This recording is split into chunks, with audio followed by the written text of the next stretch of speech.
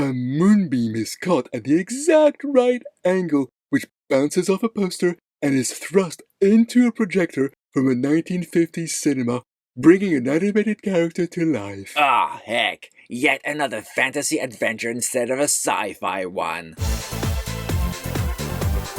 Okay, so Season 2 started better than last season. To be honest, nothing could really be worse than the oh-so-dreadful Space Babies. But this season opener was okay, right? Okay is pretty middle of the road, Gigi. It didn't set the screen on fire, did it?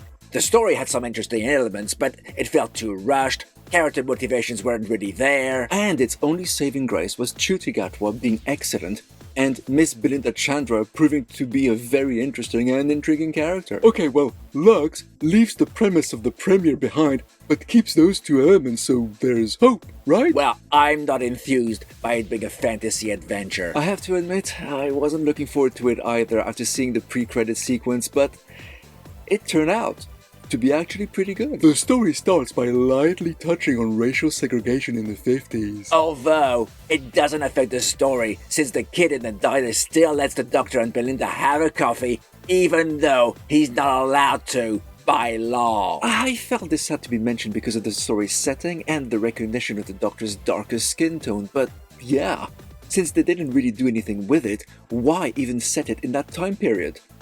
But I did like the reveal of who Lux was. I genuinely thought Don't Make Me Laugh would have been a big thing that defeats Lux, but that was hiding who he really was. It was a great way to link to the giggle and some of the other recent adventures.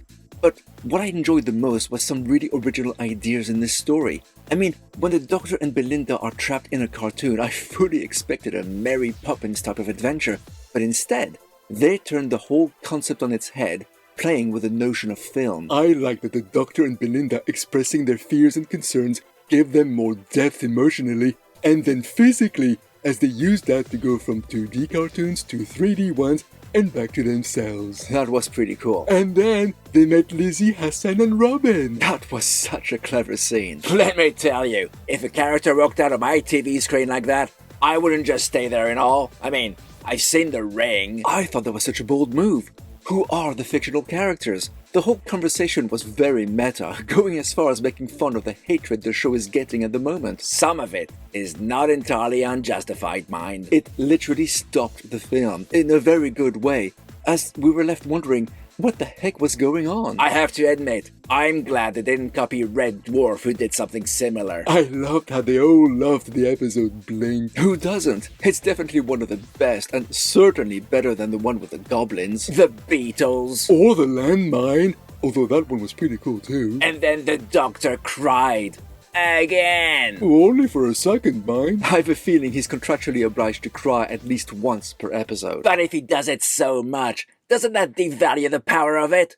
Plus, you can bet the haters are gonna focus on that a lot. I doubt Chuti not crying would stop them anyway. Yeah, as Robin said, hashtag R.I.P. Doctor Who. There was a very touching moment with the projectionist. Touching and oh so sad. And I thought using the Time Lord's regeneration light against him was also original. Original, yes, but it ended up not doing anything. Well, Lux slowly turned 3D. But that was totally forgotten by the time the big ending took place, when Lux somehow turned back into a cartoon. So what was the point of all that? I mean, okay, I'll grant you, this story had a lot of good and clever elements, but a story should be more than a few clever moments here and there. Plus, the ending was pretty made, didn't you think? Well, the Doctor had to win the day somehow. He didn't do anything. It was Belinda and Mr. Pye who saved the day. Okay, well, to be fair, this isn't the first time a side character sacrifices themselves to defeat the bad guy. Midnight, Voyage of the Damned, The Unquiet Dead, there are so many. It's a very arty thing to do. But yeah, how Lux was defeated felt underwhelming, I have to agree. But what about Pye himself? Despite the fact the cinema is locked down, he still played movies every night. Well, what's the problem with that? The cinema was locked from the outside.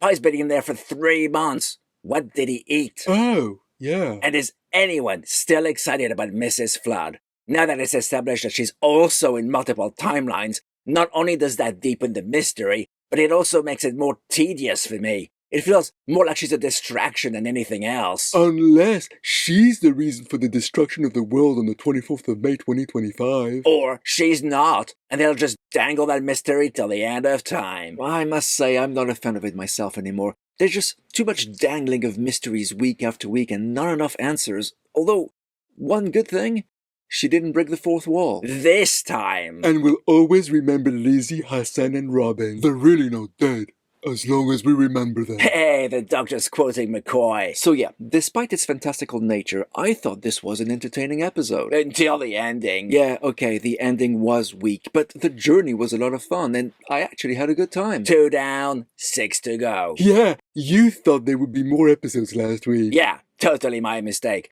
I was under the mistaken impression that there were going to be 10. Totally forgot this new Doctor Who only has 8 episodes per season. It's insanely not enough. As long as the episodes are good, that is. Of course, 8 dire episodes would be 8 episodes too many. But I have to agree with you. For all its faults, this one was enjoyable. So, these are our thoughts on Doctor Who's Lux. Do let us know what you think in the comments, and if you like what we do, And how we do it. And you feel you'd like to help us out, please consider joining our Patreon. As long as you can afford it, of course. we'll leave a link to it in the description and pinned comment. And we'll speak to you again next time.